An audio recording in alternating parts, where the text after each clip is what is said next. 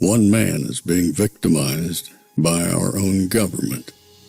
One man whom they fear, yet whom millions love. One man who is willing to take the poison arrows of lawfare. One man whose voice has been taken away by a corrupt judge operating in a corrupt system. One man who has been ridiculed and insulted. One man who refused to back down. One man who refused to back down. One man who refused to back down. One man who stands between us and them. One man that wants to see America protected again. One man who wants to see America prosper again. One man who understands that a man is a man and a woman is a woman. One man who understands and protects the blessing of life. One man who wants to restore American exceptionalism.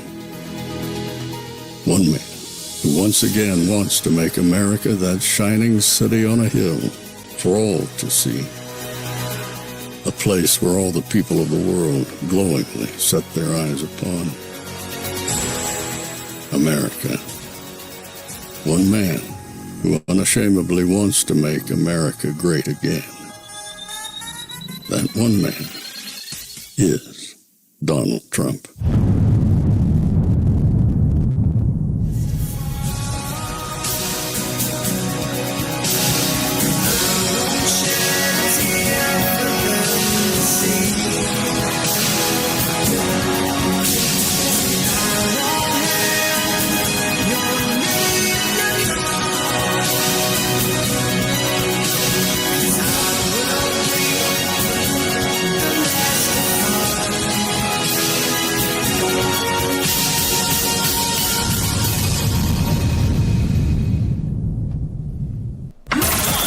This is Fanfare with Barry Cunningham. Well. Thank you for coming in today at an unscheduled pit stop here. We didn't know we were going to have a press conference, but Karoline Leavitt called a press conference while we were doing the prayer morning breakfast. So I had planned on being ready for this afternoon. Didn't know we were going to have to come on right now, but we're here. Lots and lots and lots of news going on. Plenty of news happening. But I don't think this press conference is about the news that you're waiting for. Now, I'll go into it a little bit after the press conference as much as I can here on YouTube, but I don't think it's going to be about what you think it's going to be about. You see, I think President Trump has some other stuff that he wants to discuss with us. And I think this is what's most important to him right now. And it should tell you, let me just put it this way.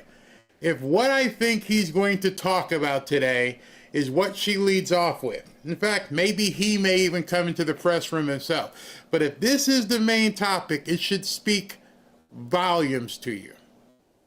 If the first thing that President Trump or Karoline Leavitt comes out today, more than likely the very first thing is that they'll give props to the people in Texas and pray for their families, of course. But the matter at hand is not going to be, in my estimation, I could be completely wrong.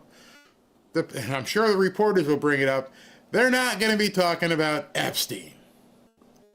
So just pump your brakes. If you're like, what are you going to talk? I don't think they're even going to go there. So I think what he's going to talk about, or what she's going to talk about, should speak volumes to you. I think it's going to tell you, this is what we're focusing on, not this. While the rest of the internet and every podcaster and every person with a YouTube channel is talking about this is what we're focusing on. So two things happened just recently that I believe this press conference from a messaging standpoint want to talk about. A, it appears President Trump has deals. And these deals are I am pleased to announce that the United States tariff letters and/or deals with various countries from around the world will be delivered starting at noon today. Thank you for your attention to this matter. Donald J. Trump. So he's sending out a bunch of the letters, or actually they went out, according to that statement, about a half an hour ago. But in the interim, and I think this is what they're going to be talking about, is there were two letters that came in, or actually went out, in regards to a potential deal being cut. One, you probably can't see all this, but one with Korea. And it's pretty much an announcement that, here you go with your tariffs, Korea. Speaking of South Korea, obviously. And here's what's going to happen with you. The second letter is to Japan. And here's the copy of the letter from Japan. So I believe, by the way, winky winky, these letters are dated and signed. Just saying.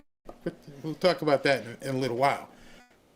But all that being said, I think the initial discussion here is going to be about those letters going out, and looks like two potential deals, one with Korea, South Korea, and the other one with Japan.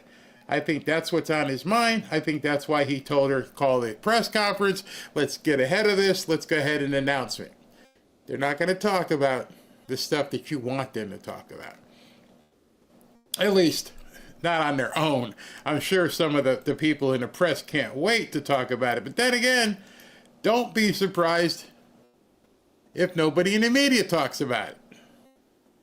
Don't be surprised and at this point steel yourself to realizing it may not even get brought up unless it's brought up by the person in the new media seat, or perhaps one of the people with the conservative media. Other than that, I don't think the mainstream press cares. I think the mainstream press at this point thinks if this goes away and nobody ever talks about it, we're good. We're good with that. Their puppet masters have probably told them, stay away from it. Talk about the flood. Talk about he fired meteorologists, like that matters. Talk about, what happened, the second biggest story. Second biggest story is let me bring this to you. 3 federal law and Texas law enforcement sources tell me an active guy with a armed weapon and tactical gear ambushed Border Patrol agents as they arrived at the Border Patrol Annex facility in McAllen, Texas this morning. Local police and federal agents returned fire, taking him out. I'm told this was a purposeful ambush against federal agents, and a press conference is planned for later this morning. No federal agents were injured, but I'm told a McAllen officer may have been shot. Homeland Security came out. This morning, an individual opened fire at the entrance of the U.S. Border Patrol Sector Annex in McAllen, Texas. Both Border Patrol agents and local police helped neutralize, I love that word, neutralize, i.e. unalive, i.e. lead sandwich. Two officers in the Border Patrol were uninjured, including one shot in the knee. All 3 have gone to the hospital. This is an ongoing investigation. All right, so that may be brought up, but then that may be shoved under the rug as well, because the media, you have to understand their narrative, they may not want to talk about it. So before it begins in the next 15 minutes or so, maybe we should talk about it. Actually, there's another thing I want to talk about. And this has been talked about all weekend and everything else. And I'm getting texts, Barry, why don't you discuss this? Because I am a firm believer in the 48 to 72 hour rule. Just wait and let's see what happens. Well, everybody got all up in uproar with Elon Musk supposedly filing the document to, go ahead and run for a different party, which he is going to do, but it didn't happen yet. And then this come out. Just in, Elon says the FC filing circulating all over X and Facebook establishing the creation of the American Party is fake. This filing is false and has been reported as such to the FEC. One of the reasons why I haven't delved into the whole Elon thing is, A, I don't care. I don't want to put up the dance right now, but I don't care. It means absolutely nothing today. B, I can't be sure what the heck is going on. I don't know what's going on. And because I can't confirm what's going on, and most people that you listen to or hear, they can't confirm it either. There's no way you know what exactly is happening, especially if the filing was fake. So let me take a step back. If the filing is fake, if we're going to believe what Elon Musk is saying, I'm going to do this with the American Party, but that filing isn't me. So everybody posting that filing that says Elon, he filed a FEC document, and with it, it's a California address, and it's run by foreigners. That's fake. So if that's fake, then everything else you're seeing on X or everywhere else is just talk. Nothing has happened.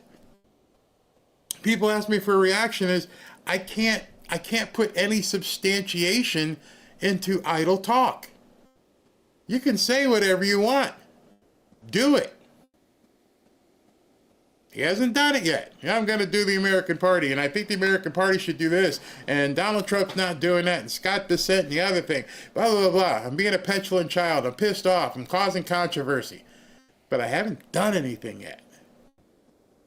And so there's nothing to comment on. I'm not going to comment on someone's attitude. I'm not going to comment on what people may be posting on X, because that's someone's rantings. That could be someone's cosplay. I don't know, and you don't know. So there's nothing really to comment on yet, because nothing has happened. And in fact, it's going to be a while before you can really comment on it, because even if he does file his own document, he's got no politicians yet. So it's, okay, you file and you do the American Party. You do that today, right? Yeah. Then what? We need to see who decides they want to be a part of the American Party. That is a huge step for someone to step out there and take, especially way earlier before the 2026 elections. Who wants to be the person to the first person to put their head on a chopping block and say, I'm joining the American Party? Because what immediately is going to happen is you will be shunned in Washington, and they'll pull your money, and you'll be completely reliant on Elon to give you everything you can to run your campaign, which he could do. But as of today, that hasn't happened. Even Thomas Massey hasn't said, okay, I'm jumping ship. Nope, hasn't happened. Shiproy, nope, hasn't happened. So there's nothing to discuss. Let's spend a couple of minutes talking about nothing. I feel like it was a Seinfeld episode. And furthermore, that there's nothing to discuss, he's having problems with his own business. And what I mean by that is, let me just show you this. And I'm sure the gazillionaire that he is, he's not worried about it. But nonetheless, this has happened this morning as the markets opened up. Tesla shares dropped 7% after Elon Musk says he is launching a political party. So 7% doesn't seem like a whole lot to him, but he has stockholders. And I'm sure these stockholders are raving pissed off. Can you stop destroying my investment, please? It was bad enough when they were burning your dealerships, but now you're burning your dealerships. Elon Musk essentially is taking the Molotov cocktails to his own dealerships. There's a problem there. Before, you were just a victim. Now, you're basically being sadomasochistic. You're slicing yourself at this point. There's a problem. So, am I going to get into this fray about, is he going to do it? Is he going to do it? No, just let it go for now. It's not newsworthy until he actually does something. You guys remember the movie Roadhouse with Patrick Swayze about the bouncers? And they're like, hey, can we just throw these guys out? Nope, be nice. What if they do this? Be nice. When do you stop being nice? when it's time to stop being nice. And right now, it's time not to pay any attention to all this stuff going on, unless, of course, you're a Tesla shareholder. Now, am I telling you not to buy Tesla? Nope. Full disclaimer. Because, again, everything happening with that stock is based on emotion. Oh, he's saying this, he's saying that, and the stock's going crazy because of emotion. Nothing has happened with the cars. In fact, more and more good stuff happens with the cars. He's just he's almost in no man's land. You pissed off the liberals by, talking to Trump, and now you're pissing off the conservatives by going against Trump. You're making an island for yourself. You're going to love that segue, aren't you? You're going to love that, as I said, island. Some of you guys went up like that. All right, so I'm looking here. Hold on. Let me just make sure my feed is correct. And the feed looks to be correct. And they're getting ready for the presser. And give me 1 second, because I have to make sure that the feed is ready for you guys. And I have to click a button here that allows me to make sure of that. All right, we're cooking. We are absolutely cooking. All right, so I mentioned that island. And I put up a poll before we started. And that poll was, which I knew before I even put it up, is how many of you still have faith, and I use that word on purpose because I don't have faith in people I don't know, but how many of you have faith in Cash Bongino? Cash Patel, Dan Bongino, and Pam Bondi. And overwhelmingly, just like it's a religion, 62% of you thus far say you still have faith in Bondi, Cash, and Bongino. 62%. And no, that's not Kool-Aid I'm drinking. That's actually just green tea. Because I'm wondering how 62% of everybody's like, yep, I'm still there. Do I have time to start this? Or let me just show you one thing. How do I say this? I don't have faith in Cash Patel or Pam Bondi or Dan Bongino because I don't know them. So I can't have faith. However, despite everything I'm going to show you, I still think they are doing the right job. Not faith, I think. Based upon evidence, based upon what I've seen, I think they're going to be doing a good job. So the question is, Barry, why do you think this? Well, the reason I think it, not have faith, because they don't walk on water and they haven't healed made the blind see or anything like that. I have faith because despite hearing stuff like this, releasing the list of Jeffrey Epstein's clients? Will that really happen? It's sitting on my desk right now to review. That's been a directive by President Trump. I'm reviewing that. I'm reviewing JFK files, MLK files. That's all in the process of being reviewed because that was done at the directive of the president from all of these agencies. So have you seen anything that you said, oh my gosh? Not yet. Okay. Well, we'll check. It's sitting on my desk, she said some time ago. Sitting on my desk. What the hell does that mean? Because now it doesn't sit on your desk. Or does it? Nobody knows. Nobody knows what's going on. Yeah. You can listen to her on Fox, as she said it. You can listen to this. Huge story. Again, not a lot of people are talking about. There is a little current of information I'm getting that the Department of Justice under Pam Bondi may be finally releasing a lot of information on this Jeffrey Epstein case, which is a huge deal. I don't know if it's going to happen or not. I'm hoping it does. I've been covering it for a long time. The Jeffrey Epstein case, you do not know all the details of this thing, I promise. There are a lot of really obviously powerful people. This part you know, but the specific names we may not. including, I believe, the Clintons, based on information I discussed yesterday, who are knee-deep in involvement with Jeffrey Epstein, and no one can figure out what the level of entanglement is. Jeffrey Epstein met with Obama's fixer, his lawyer, Catherine Rumler, who was always the one in the middle of these Obama scandals, and we can't figure out why, what they're hiding. Here's Marsha Blackburn, who has been all over this. She's the senator. So I'll play the rest of this stuff after the press conference, and we'll talk about this. But let me give you my evidence. It's a small bit of evidence. I don't know Dan Bongino personally. I've met people who know him. So full disclosure, I am not in close contact with Dan Bongino. Furthermore, I am not what would be considered a member of the Bongino army. I watched the show. I listened to the show while it was on. But here's what I do know. Here's the evidence that I do have.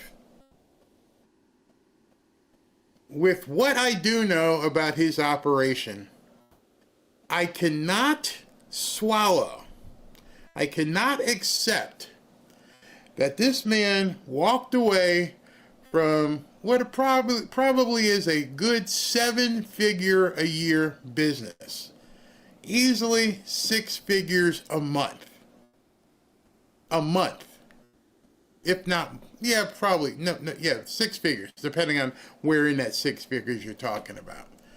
I cannot fathom that this man would have walked away from a 6-figure per month business, divest himself of it, turn it over to his wife, go to Washington for a 6-figure a year business, or position rather, and get handcuffed and muzzled.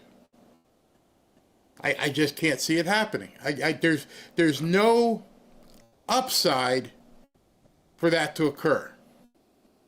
Plenty of downside, because even if 62% of you still, quote, have faith in him, that means at this point he's lost 38% of his audience. That's a huge, huge amount.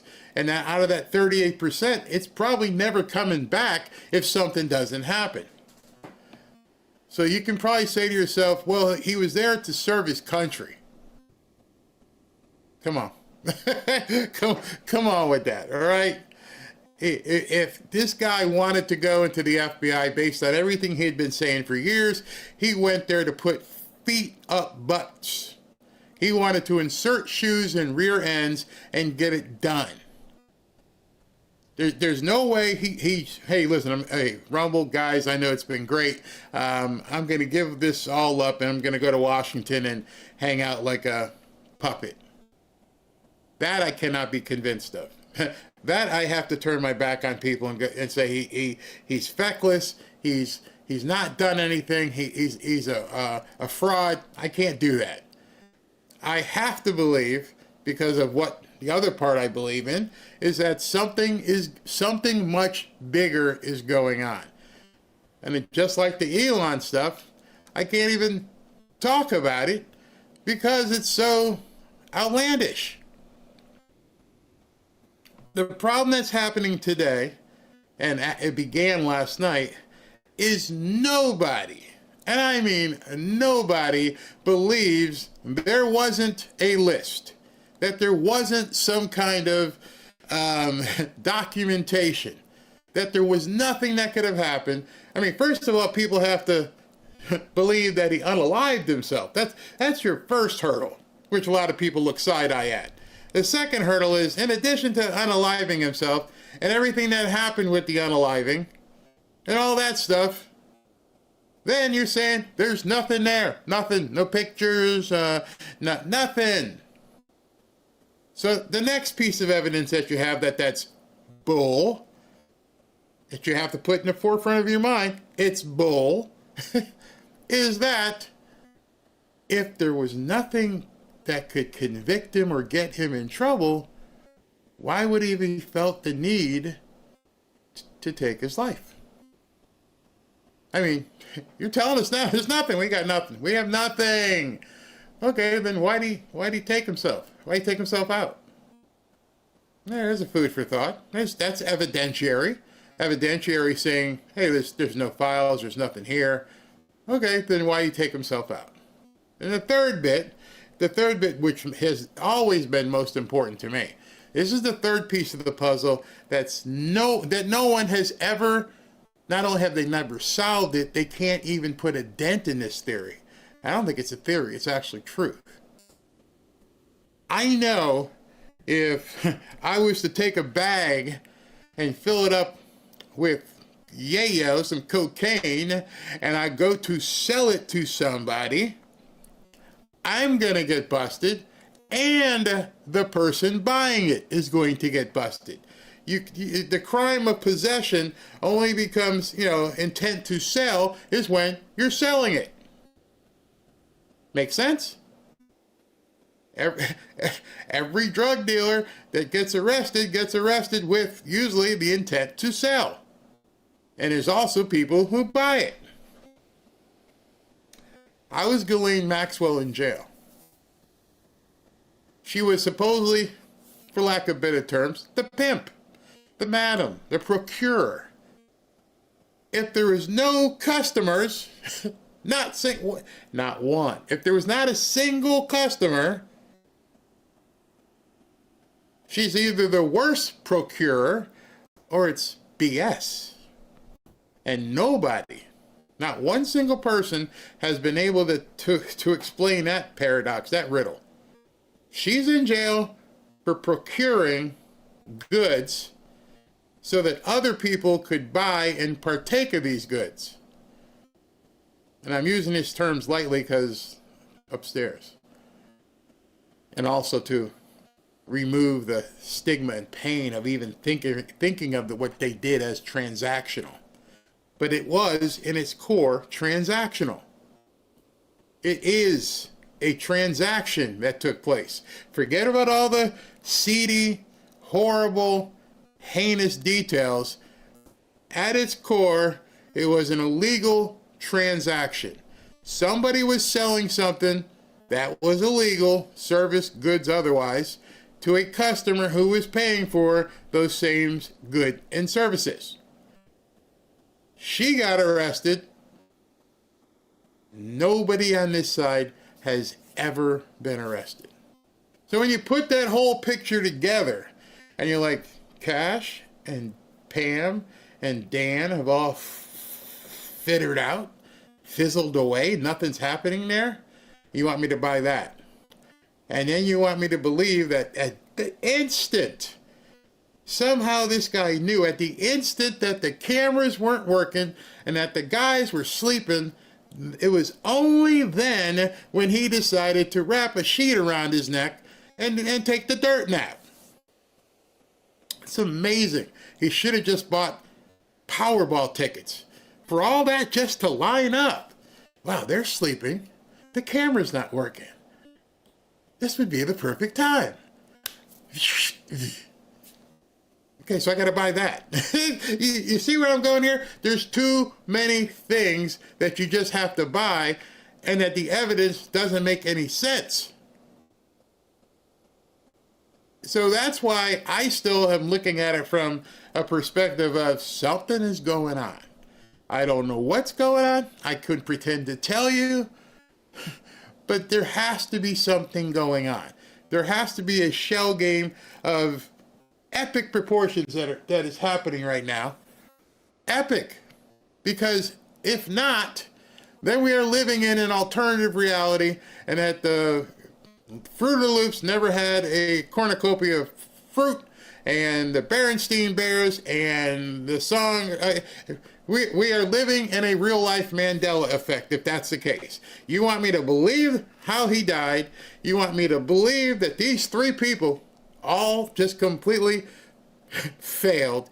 And you want me to believe that this woman sold goods to nobody. On top of all that, if she sold goods to nobody, explain this one.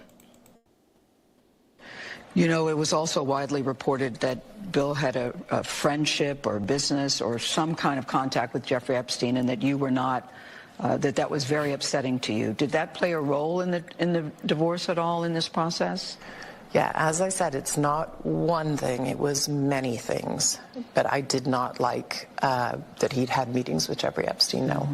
And you made that clear too. How many of you are married that your wife, hold on, you're a billionaire and your wife gets mad to the point of wanting to divorce you because you had meetings with somebody she didn't like?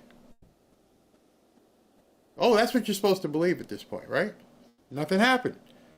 Nothing happened. Him.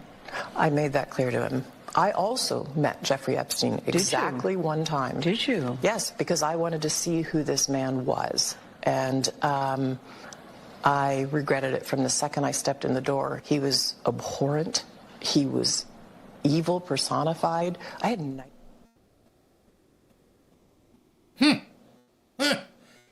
So much so, she faced evil so much in the face that this guy who didn't, nothing's happening, that she had to divorce a billionaire husband. Oh, amongst other things. What are the other things, honey? You're married to a multi-billionaire. There better be some really big other things. To the point where you saw this man that he was meeting with, winkety wink wink, and you're like, it turned my stomach so bad, I gotta get the hell out of here. Now, we all had friends that our wives didn't like. You know, that one friend, let me know when he's coming over so I can go, okay? I don't want to be here when he comes over. Well, we all had those friends. But a friend, yeah, you just imagine your wife comes to you and says, listen, I don't know what you guys got going on, but that dude's abhorrent. He's evil personified. It's either him or me. If you're going to hang out with this dude, I'm gone. And you say, well, it was nice while it lasted. nightmares about it afterwards. So, you know, my heart breaks for these young women because that's how I felt. And here I'm an older woman. My God. Wait a second. You went from I don't like him, he's evil, he's abhorrent to you can feel for these younger women? What younger women? Nothing happened. There's no list. There's nothing. Nothing there. Is it Ghislaine Maxwell? She didn't do anything. What are you talking about? Miss Gates, Melissa, Melinda, tell us. What possibly could be the problem? Everybody's telling us there's nothing there. I feel terrible for those young women. It was awful. You felt that the moment you walked in. I didn't He was realize awful. that. Yeah. And you shared that with Bill, and he still continued to spend time with him? Any of the questions remaining about what Bill's relationship there was, those are for Bill to answer. Okay. But I made it very clear how I felt about him. Mm-hmm. That's a yes. That's, yeah, I got like $1.5 billion to shut the hell up. So you might want to ask him about that, okay? Okay. Because he decided that was more important than me. Hanging out with Jeffrey was more important than saving your marriage. And you want me to believe that this is all... We're seeing everything. Nope. Too many people. And she obviously knows. She obviously knows. I can't say. I signed a non-disclosure, got my check. They told me what level I could go to, but I can't go beyond there. But just to let you know, go ask him. See if he'll tell you about his relationship. You've seen the video with, what's her name? Amy Roback. You've seen that video. I've shown it before. I can't show it here. I could maybe show it tonight. Where she's like, I had it all. I had everything. I had tapes. Everything is the word she said. And she said it like 3 or 4 times. I had it all. Where'd it go? Did it, just like this stuff, disappear? Where'd it go? If you had it all, who now has it? You know, she's been banished to Siberia, and I guess she does like the midnight restaurant show or something. She's not a anchor anymore because she had it all. Who took it away from you? Where is it? So my whole thing, and I've got more to show you with Dan and some of these people, is I just don't see it. I just don't see it, and I don't have the answer. But there are too many things that make you go, and not enough things that make you go, And you guys may feel otherwise. You guys may think, yeah, it's over. It's done. Forget about it. I always remember people laugh at you for believing in Christ. And they say you worship a cloud god. It's not real. And, you know, the one thing you can always say to somebody who says that to you is, if I'm wrong, I'm in no different place than I'm here. If you're wrong, it's going to get hot. Right now, as you hear people screaming about these three people, there is so much ancillary information, all this stuff that's around them, surrounding them, that you have to realize there's too much smoke for there not to be fire. What exactly is happening at this point? None of us knows, but at the same time, we're looking for something that's just not going to be provided at this point. What it is, I don't know. And I said, I had put up a tweet and people got pissed off at me. Let me see if I can find what I wrote. And I basically just said, I'm not going to worry about it. And let's see if I can find it. This posted 10 minutes ago, 12 minutes ago. Breaking, 1 minute, and this was at 12:58 p.m., so just a little while ago. 1 minute appears to be missing from the security camera footage. There are too many things. There's too many things at this point for me just to say, nah, it didn't happen. But at the same token, I am someone who basically can't, what would the word be? Let it bother me. I posted this and someone did get upset with me. Let me show you this because this is truly how I feel, and it came out this morning in today's prayer meeting. Where is it? All right. I had posted this, and no, she hasn't come out yet. I had posted, imagine that Bongino ruined a lucrative and successful podcast for this debacle. Wow, just wow. Well, like I said, ain't worrying about things that don't affect my life. Well, this doesn't affect my life. Of course, it affects the little girls and, things of that nature. And somebody jumped on me and said, Barry, with all due respect, I love you, but as children of God, this very much affects all of our lives. Until all 325,000 are accounted for, this is one we should never just move along to the next opportunity. He is really watching us right now. And my reply was, I didn't say I would stop praying. I never said I wouldn't stop praying for them. What I'm saying is, I can't do anything about it. That's what I mean by that. There's nothing you're going to do about it. There's nothing I'm going to do about it. There's nothing that's happening right now that affects our lives here. Praying about it, keep it in front of mind, sure. Yeah, that's important. We find out what happened to those children, if they're still around. But keep delving into stuff that doesn't improve your life on a daily basis is almost futile. We've had this argument, checking the calendar here, for 6 months. For 6 long months, we've been talking about Cash, Dan, and Pam. And we've been talking about it, and people are like, they're not doing anything. What do you want to see happen? Well, you want to see people get arrested. Okay. Until that day happens, live your life. I mean, and if we get told there's nothing there, what are you going to do about it? Scream? I'm more worried about the things that affect me on a daily basis. that of my wife, my child, and my grandchildren. That's what I worry about. What can I do to make their life better and make sure that they're taken care of? I talked last week, I did a lot of stuff, talked about the prosperity, and that's why I think this meeting here today is going to focus on the deals with Japan and South Korea and whatever else is in the pipeline. I don't think he's going to touch it. We'll see. We'll see. Let me just put it up here so you guys can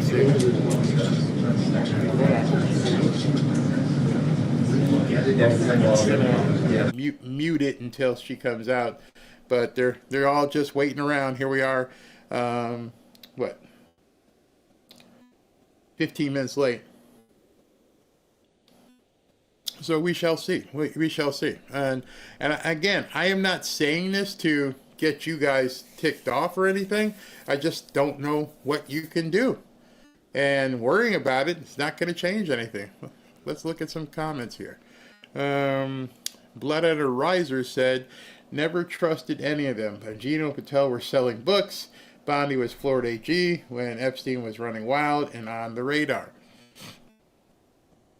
Not one person has talked about all the children being saved right now, but want to go on about what happened years ago that gets more attention. Good point. Good point, Jessica. They're having arrest almost weekly, big arrest, 4, 5, 6, 800 people at a time. And they're saving kids, but nobody ever talks about that because they want the big fish. They want the big fish that no one ever catches. And yes, we would all love it. But number one, he ain't going to go to jail. And number two, she's already in jail, supposedly. And the people like Bill Gates, we got nothing. We got nothing. I feel more sad than mad because I expected more from them. Well, when you say expected more, you mean expected more timely. Because at any day, somebody could walk out and say, we've arrested so-and-so and so-and-so and so-and-so. But what is Peter doing? Peter is doing what's known in television as a hit. So he's talking to Fox.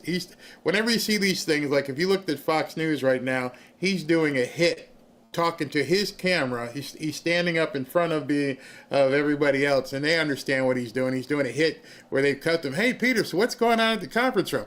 And they shoot back to him, and he's like, oh, hey, today, well, I'm here standing in the White House press conference, and that's what he's doing right now. So he's talking. I don't think we can hear him. Hold on, let me see if we can hear him.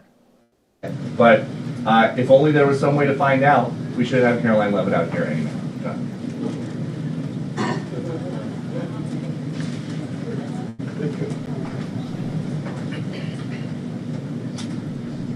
And that's it. So he was on camera at that time until they told him, cut, you're done. So it's called a hit, and that's what he was doing. That's why he just ripped off the thing, and so everybody's just waiting around. Let's see here. Pam Bondi. Okay. Now, see this comment? This is one of the comments that makes me think about something. Pam Bondi is following deep state orders. In order for you to believe that Pam Bondi is following, quote, deep state orders, you would now then have to believe that Donald Trump has been eviscerated, that he is no longer in control. Because that's what you're saying. If you're saying that Pam Bondi is listening to somebody else besides Donald Trump, then we're in really big trouble. I mean, we're in such deep trouble, we might as well call it a day. If they're all saying, oh yeah, shut up, Donnie, these people here in the deep state are telling me what to do. If you believe that, then cash in the chips at that point. Maxwell should be set free. I mean, no list, then it did not happen. No list, no witnesses, nothing. I thought Cash and Dan had honor, which obviously not correct. However, Pam is their boss. What would you consider to be honorable? That's a good question. You'd have to come out and say, well, they should disobey her and go start picking people up. Is that what would be the honorable thing that you'd like to see happen? Okay, so they just seated the person in the front row, so we shouldn't be that far along. Far away in that regard. Such big talk to get. Okay, it happened in his first term. Pretty sure it's happening again. All right, so if you feel that way, then all this other stuff is a show. We can just call it a day. If people really feel at this point that Donald Trump is beholden to the deep state, then we're done. I mean, that's what you're saying. If the deep state have their claws in Trump and that's it, A, that means you don't know him or haven't really got to know what he's all about. And B, if that's true, there's no way out. We're done. Now, I do want to tell you in that regard, I do have an interview coming up. I believe Ashley has it for Wednesday. And this popped up, which was crazy. This was from Tim Burchett, and he was quoting Mike Benz. Mike Benz says, all I'm saying is I don't think today would have happened if this was our Attorney General. Talking about Matt Gaetz. And Tim Burchett says the swamp would be dry. So when I talk to Tim, I got to ask him, I'm like, have you lost hope with her? That'll be very interesting. A sitting congressman and him telling us that he lost hope with her would be huge. Then I saw this from Mark Mitchell. I'm seeing trust the plan stuff tonight. You've heard it. Trust the plan. Okay, maybe, but the plan would go a hell of a lot better if communications and expectations were managed to increase public trust. There's no denying that. None whatsoever. None. If they were doing things the way they were supposed to be doing and building public trust, then people wouldn't have a problem. Correct. But they do at this point. So in that regards, I don't really know what they're going to do, how they're going to do it. But I've got more videos I can talk to you about, but we're just going to wait for Karoline to come up.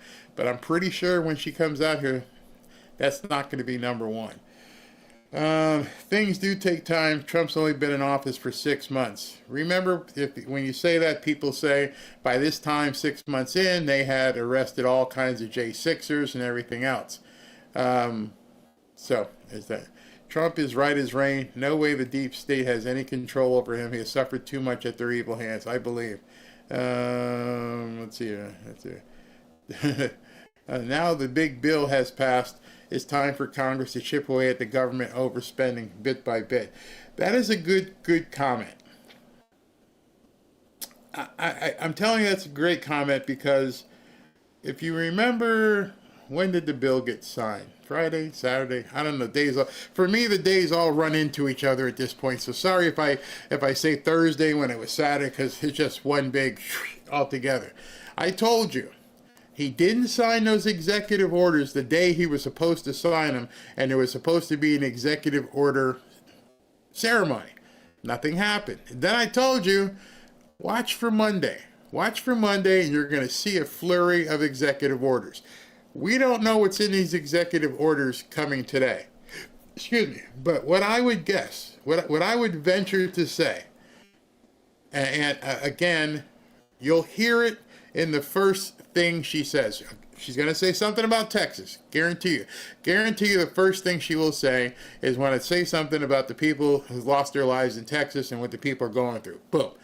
And the next thing she's going to say is going to tell you what his priority is. And I would almost put money on a chip that it's not going to be Epstein. And so if his priorities are such that he has told these people, don't worry about that. Don't worry about this. We'll get to that. We need to clear the highway here. And I've told you that many times here. I said, he's outlined his priorities. You could go to the webpage and look at the 25 or 30 things he said, I want to do this, this, this, and this. And not one of those things, most of what he's actually done, are about Epstein. So you have to understand at this point, if you went into your house or you came up in the driveway and you pulled in, you got in the driveway and your house is on fire, what are you going to go in and try to save? Because Trump moved into the White House and went, oh my gosh, this thing is on fire. Our entire government's on fire. What am I going to try and save first? That's what I think he's doing. I think he run into the living room here. I got to grab the pictures of the babies and everything else and get this and get that done. Think about what you would do if you had to run in your house. Well, think about that, and we'll get back to that in a second. Good afternoon, everyone. Hope you all had a great weekend. I want to start by addressing the devastation from the tragic flash floods in Texas.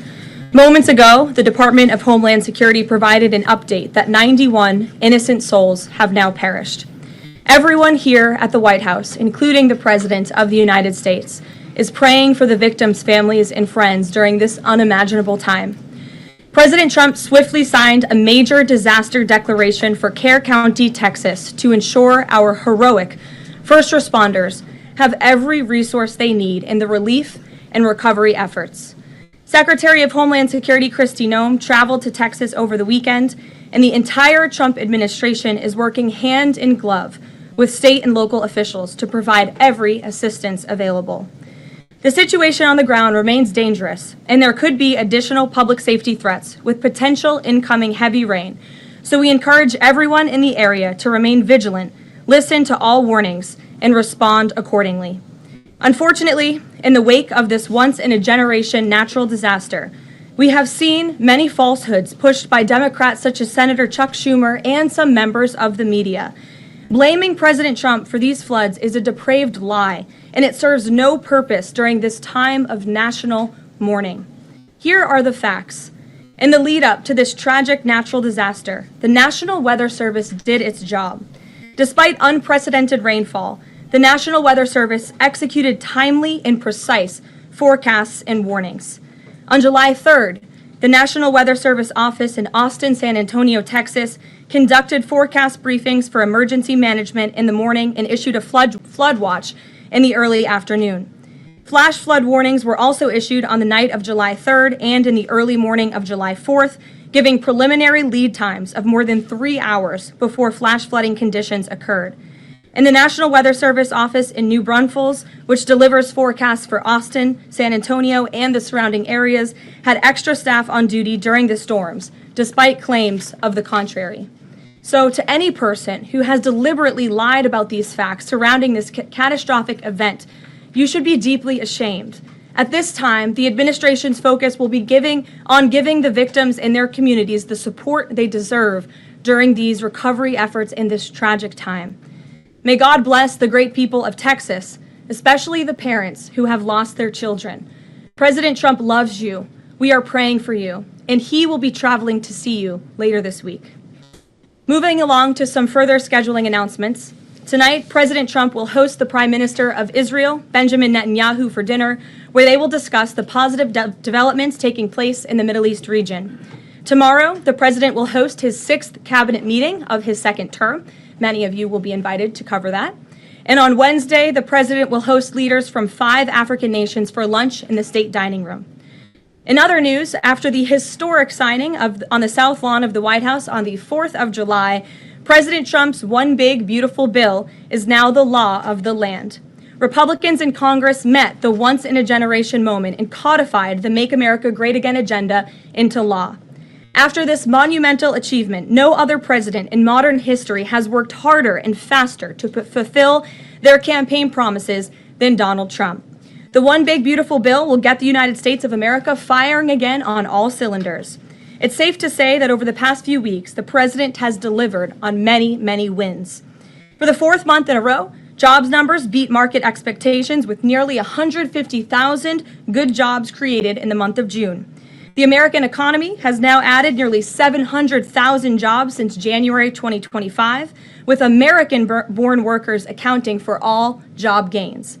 President Trump drove illegal border crossings to another historic low in the month of June, and Border Patrol once again released 0 illegal aliens into our country. The Supreme Court stopped activist judges from imposing nationwide injunctions and cleared the way for President Trump to carry out his popular and common sense agenda.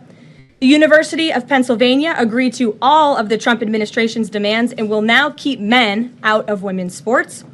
President Trump secured his trade deal with Vietnam, giving the United States total access to their markets.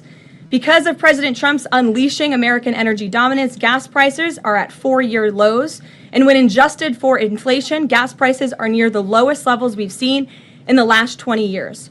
NATO members agreed to raise defense spending to 5% of GDP, a foreign policy feat long thought impossible until President Trump made it happen. The Operation Midnight Hammer obliterated Iran's nuclear capabilities, taking out this imminent national security threat not just to the United States, but to the entire world. The president secured a ceasefire between Israel and Iran, ending the 12-day war. The president brokered a historic peace agreement between Rwanda and the Democratic Republic of Congo. Pakistan nominated President Trump for the Nobel Peace Prize in recognition of his decisive diplomatic intervention to prevent a nuclear war between India and Pakistan. Blue-collar wage growth has seen its largest increase in nearly 60 years, and President Trump has defeated Joe Biden's inflation crisis with core inflation at the lowest level since March of 2021. And just about all of that has happened in the last 3 weeks, and I know you all know it because you've been very busy here covering it along with us.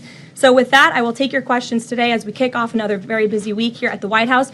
We'll lead with our new media seat, Brian Glenn, who is, of course, very present in this briefing room. He's put in a lot of hours covering this president, so we're glad you finally have a seat today. Brian, go ahead. It feels great to sit down. Thank you very much. You're welcome. I want to go back to the hurricane. You said that President Trump is scheduled to go to Texas later this week. Can you speculate on what day and what he has plans? Sure. The White House is currently arranging those travel plans. We hope that it will be later this week, likely on Friday, but of course we want to do it at the most appropriate time on the ground for state and local officials. We don't want to interrupt the recovery efforts, but we're planning tentatively for a Friday trip, and when that becomes final, we'll let all of you know, as we always do. And you gave a little bit of reaction earlier, but the National Weather Service, the union, actually publicly stated they had an adequate staff on hand to forecast and predict the storm.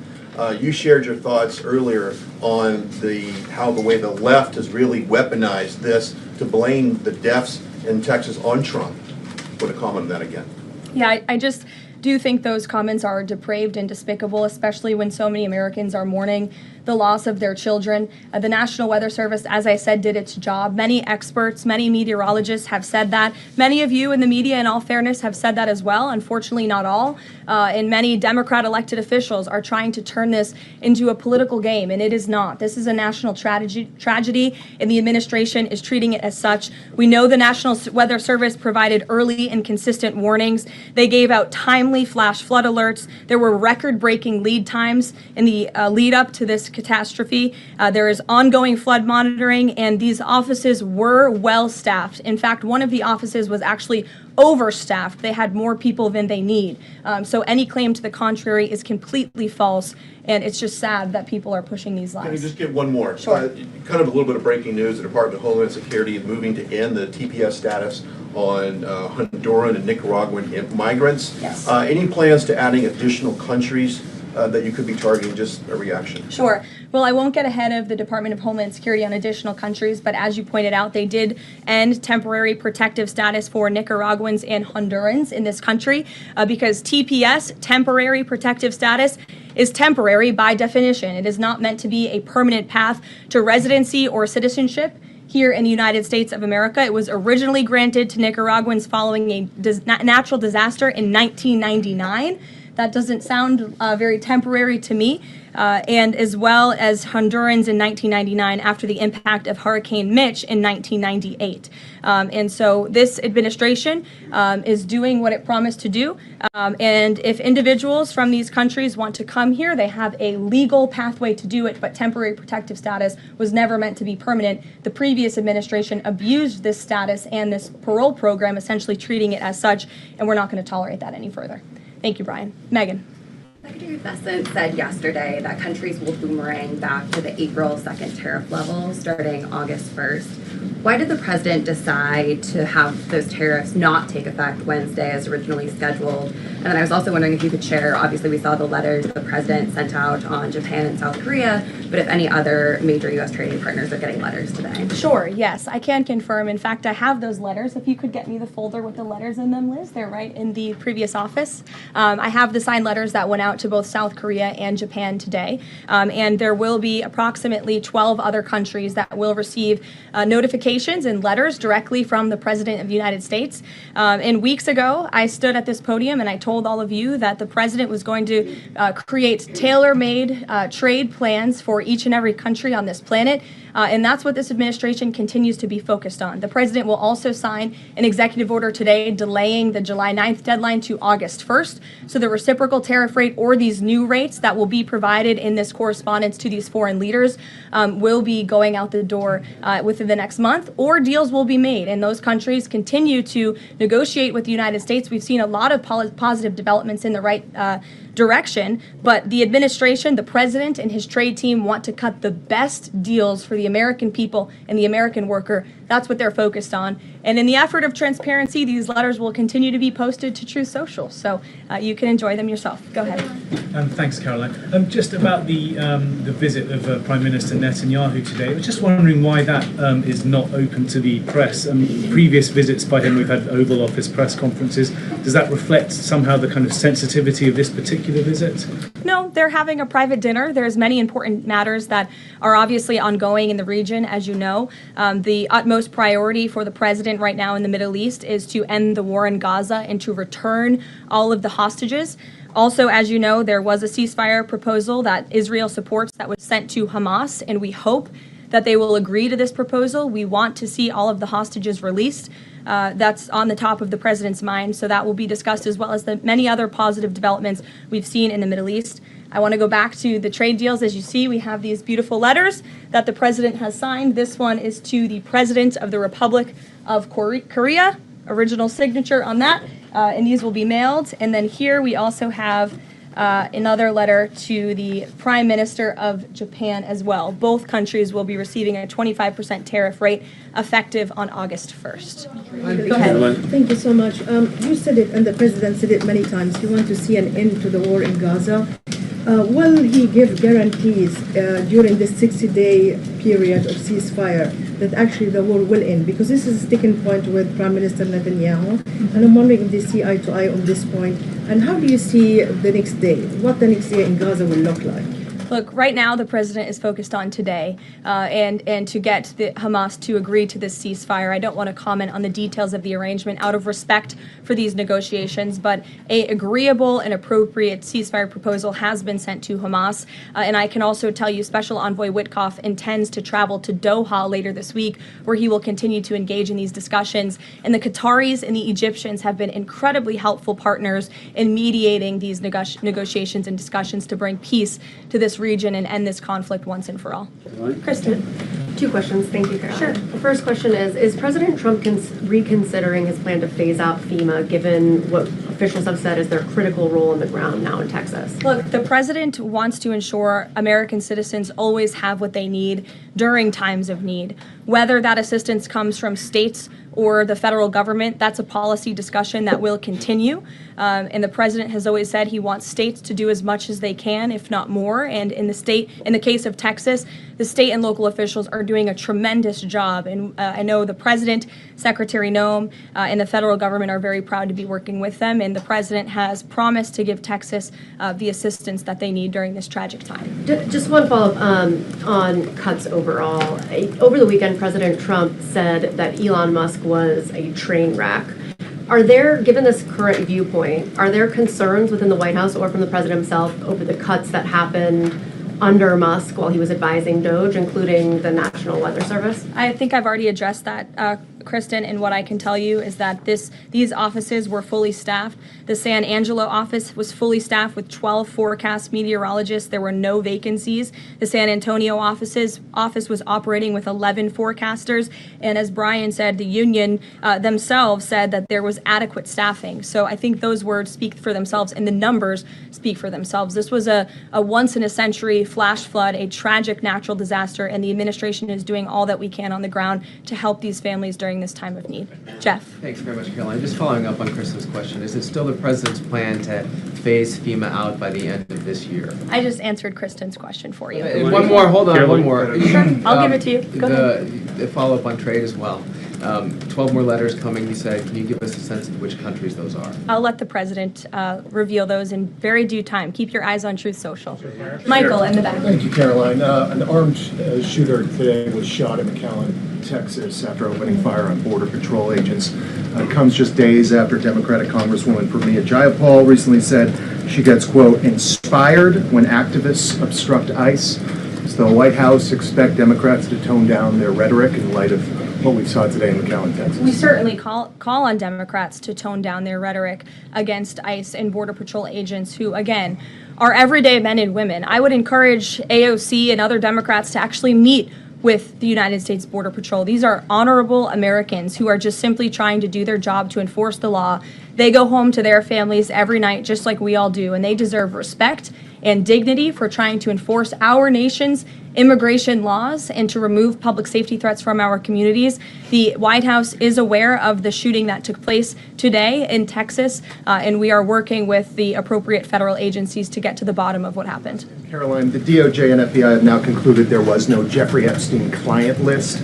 What do you tell MAGA supporters who say they want anyone involved in Jeffrey Epstein's alleged crimes to be held accountable? This administration wants anyone who has ever committed a crime to be held accountable, and I would argue this administration has done more to lock up bad guys than certainly the previous administration. And the Trump administration is committed to truth and to transparency. That's why the Attorney General and the FBI Director pledged at the President's direction to do an exhaustive review of all of the files related to Jeffrey Epstein's crimes and his death.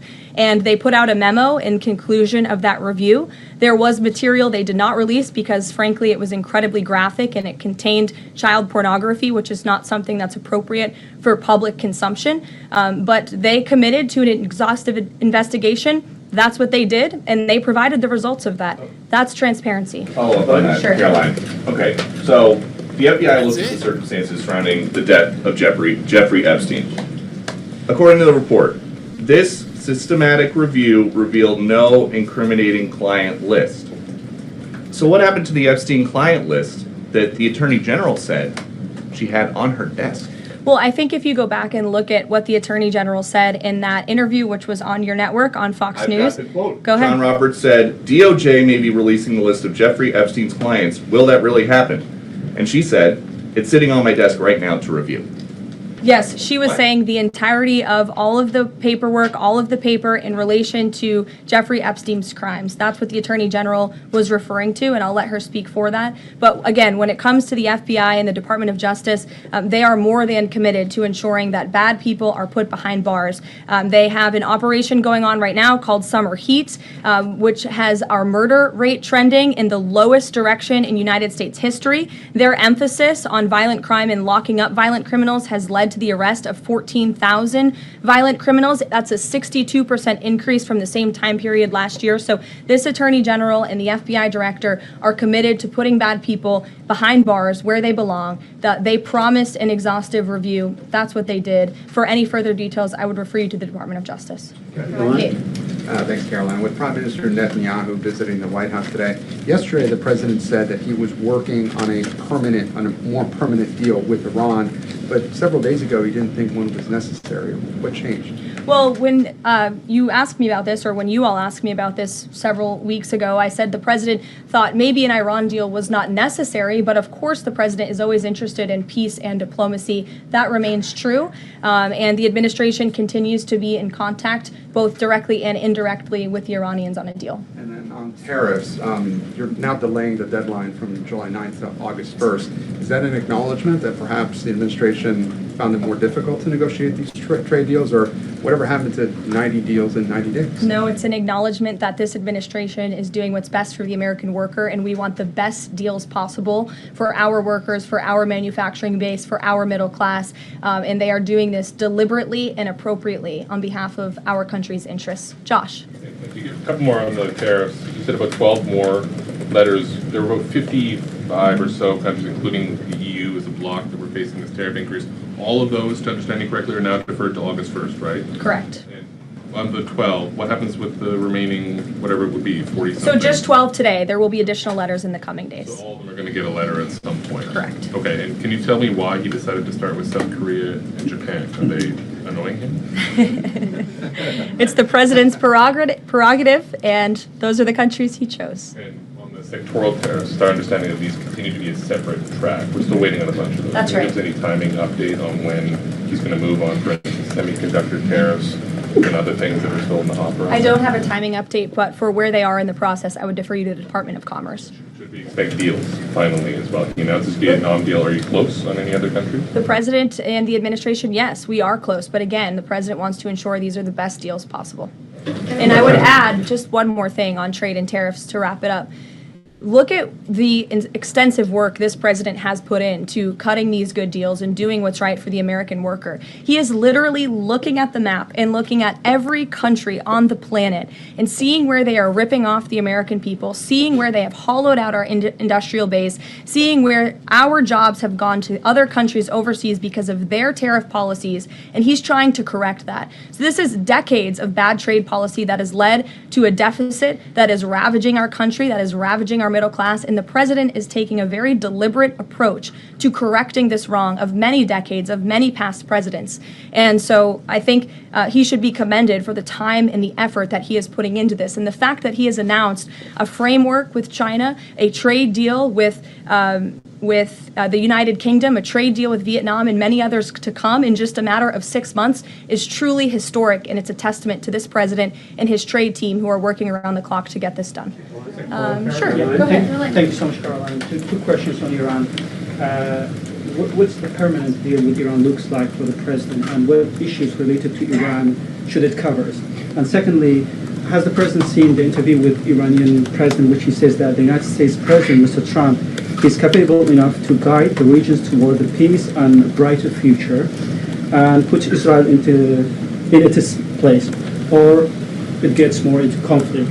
Has the president seen these comments, and what's his reaction to these comments? I'm not sure if he's seen those comments, but certainly I think it's true that the president is the right man for the job to move the direction, this region into the direction of peace and stability for the future. That's what he and his national security team are working on every day, and we've already seen historic achievements in that direction. Follow-up? Go ahead. In the back. Kelly, go ahead. Great, thank Sure. you. And then in front of you. Okay, a couple questions for you. First, on Y'all need name tag signs. First question on the flooding in Texas. I know there has been some concern about the timing of the alerts, knowing that they did go out, but the warnings coming out in the wee hours, so while many people were likely sleeping. Can you share just details what you know about why those warnings were sent while people were likely sleeping, and then what the administration is doing to ensure that these alerts come out sooner? Well, the alerts imminently were sent out before the flood when people were sleeping because the flood hit in the very early hours of the morning. So people were sleeping in the middle of the night when this flood came. That was an act of God. It's not the administration's fault that the flood hit when it did. But there were early and consistent warnings. And again, the National Weather Service did its job. On July 2nd, there were initial notices of potential weather and flooding risks were issued. On July 3rd, escalating warnings throughout the day with a flood watch issued at 1:18 p.m. And then later at 6:10 p.m. on July 3rd, the Weather Prediction Center warned of excessive rainfall and a high likelihood of flash flooding. At 6:22 p.m. July 3rd, National Weather Center issued a hydraulic warning highlighting considerable flooding risks, including in Caryville County. And then there were the timely flash flood alerts at 11:41 p.m., 1:14 a.m., and then another flash flood emergency warning issued at 4:03 a.m. just before the flood hit. So those were all of the warnings that went out to the affected area and region. Go ahead. Question on education funding Go for ahead. states and local Appreciate it, districts. Caroline. Two questions for you related to the Prime Minister's visit today. Number one, there's a report circulating that the Gaza Humanitarian Foundation provided a proposal to the White House to build these so-called humanitarian transit areas inside and outside of Gaza. The GHF is insistent it has nothing to do with that proposal. Can you shed any light on whether the White House has received such a proposal, and if so, from whom? I'm unaware if a proposal from the Gaza Humanitarian Foundation was sent to the White House. I haven't seen it, but I can ask our National Security Council. And also a document circulating that the White House is prepared to lift the Foreign Terrorist Organization designation from HTS the group of President al-Shara in Syria. Can you confirm that that's taking place? Again, I haven't heard that, or I'm not aware of that action taking place. As you know, we did lift particular sanctions on Syria, but we did leave them on for particular terrorist groups. If that has changed, we will, of course, let you know if there's a change in policy, but I'm unaware of one at this time. Sure, go ahead. Me? Hi, Caroline. Thank you. You can go too, since you're so eager. Ahead of the president's meeting with Prime Minister Netanyahu today, is there a scenario where Israel has made it clear that they will not bring an end to this war until Hamas is decimated? And the president just 5 months ago suggested a potential takeover of Gaza. Is there a situation where tonight the two men will change their posture, and in the scenario that Hamas turns over the remaining hostages, that the war could come to a permanent end, and that they will seek that under that scenario that they would essentially try to bring this war to a permanent end beyond just that 60-day ceasefire? Again, you're putting a hypothetical situation in the air, so I don't want to comment on that out of respect for these ongoing negotiations and discussions that are taking place. But as for the takeover of Gaza, I don't believe the president ever said that. I think he discussed a rebuilding of Gaza once this war is over. This has become an uninhabitable place for human beings, and the president has a big heart. He wants this to be a prosperous, safe part of the region where people and families can thrive, and there will be a need for a real rebuilding effort when the time comes. But right now we need to end this war, and we need to bring all of the hostages home. The president is adamant about that. Look, again, I will let the president speak for himself later if he decides to comment on the details of the agreement, but out of respect for the discussions, I won't do that from the podium. Go ahead. So Congressman Lawler and Gottheimer have introduced a bill in Congress, the Bunker Buster Act, that would allow the United States to sell B-2 bombers and bunker buster bombs to Israel. Is that something the president would support? Well, I don't know if the president's aware of the Bunker Buster Act, but I will ask him and see what his opinion on that is. I'm not sure. Thank you. Caroline. Thank you, Caroline. Building off of the question earlier about the shooter in Texas who targeted ICE, Axios reported today, I believe, that Democrat lawmakers were saying their constituents are calling on them to be more violent when they go to ICE facilities, including, I believe, they want them to shed blood, and that they said that Democrat lawmakers should be willing to get shot themselves.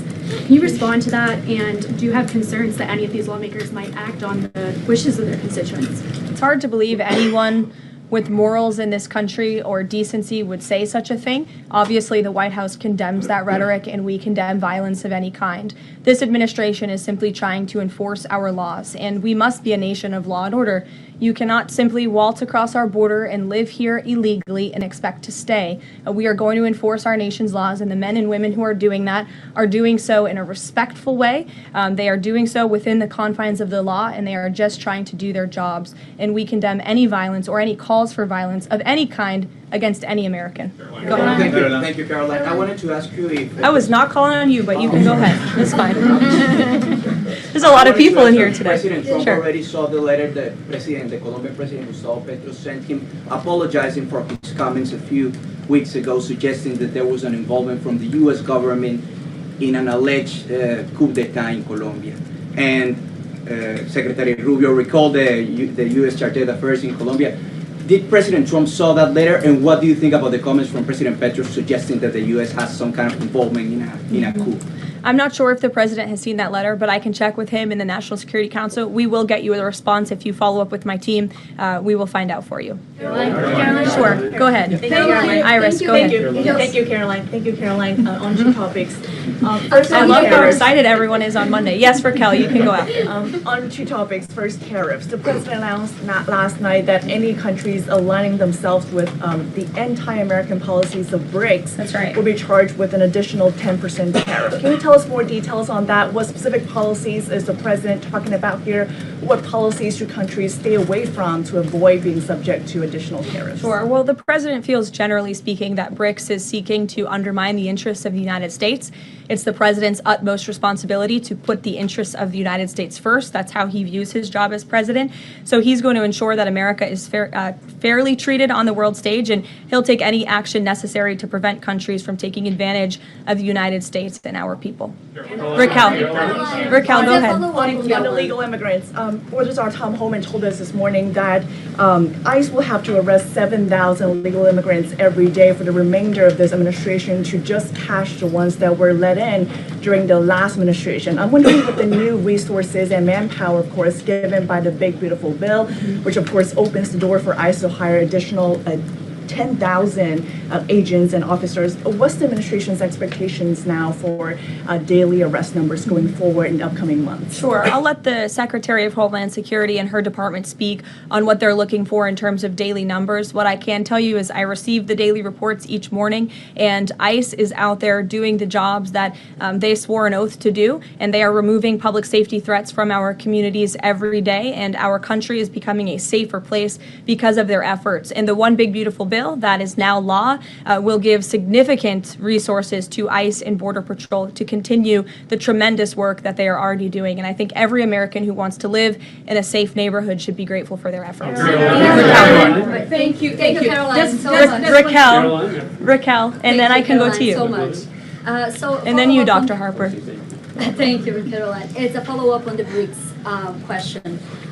So does President Trump believe that the BRICS are getting stronger or trying to isolate the United States? And how close is he monitoring this summit that is taking place in Brazil right now? He's closely monitoring it, which is why he put out a statement himself. He does not perceive these countries as growing stronger. He just perceives them as trying to undermine the United States' interests, and that's not okay with him, no matter how strong or weak a country may be.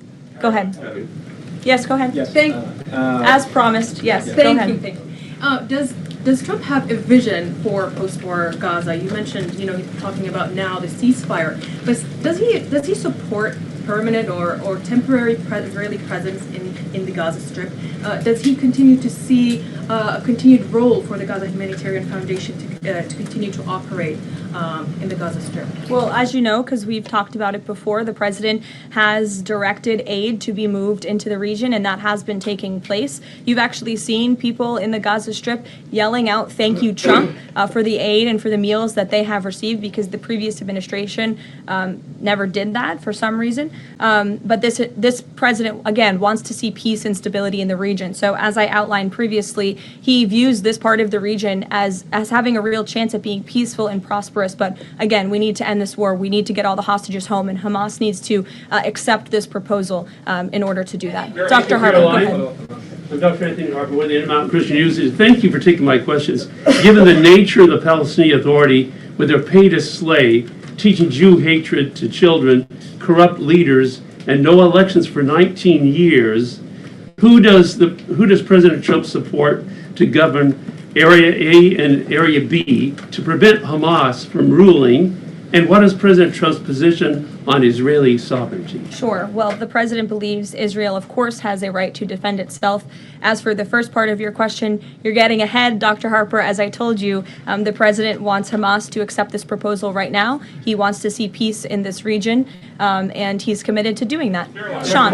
Hey, Caroline, can you just please walk us through the decision to halt the supply of weapons to Ukraine at a time when Russia is really hitting Ukrainian cities and civilians? Was that the president who decided that, or did the Pentagon do it without his approval? No, neither of those things are true. I'm happy to walk you through it. This was a standard review by the Pentagon of all weapons and all aid and all support that the United States is providing all countries and all regions around the world, not just Ukraine.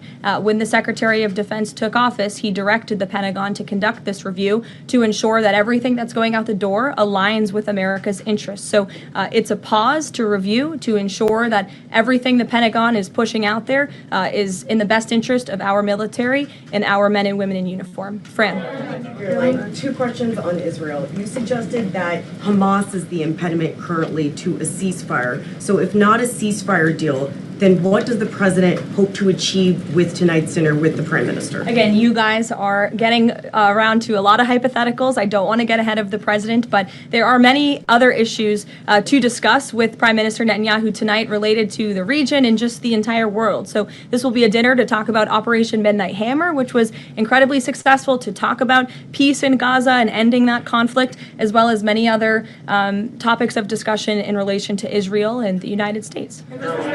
Sure, go ahead. Thank you, Caroline. Given the fact, this is on the trade letters, given the fact that the president put into effect the tariffs on April 2nd and then put the pause into place, is the president at all concerned that these countries that are receiving the letters won't take them seriously because the deadline seems to have shifted already and may shift again?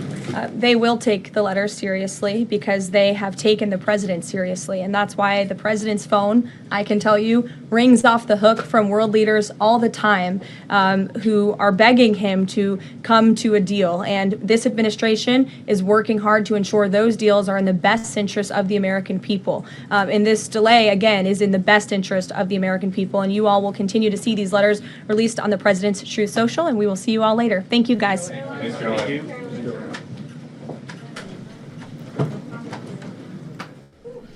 Well, when she's done, she's done.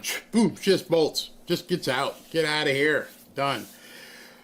Well, she took a lot of questions, but she also did her best Wonder Woman imitation. What I mean by that in terms of Wonder Woman imitation, it's not going to play well in the press. There was a lot of this, a lot of deflecting. She didn't even look comfortable most of the time, as some of you guys probably saw. Which should all add up to there's something really going on. I don't know. I'm not going to try and put myself into that situation. There's enough people here in the chat who already feel as though there's something that they don't like this person or don't like that person. I don't know, but there's obviously something going on. Something really, really, really big going on for this to be just dangling out there. The problem I have, and it's going to take basically everybody who was worried about this document not being real, she pretty much said the document was real. Here's the report, there ain't nothing to see here. Seriously? That's not going to work. It's so outlandish, she knows it's not going to work. It's so outlandish, even President Trump knows it's not going to work.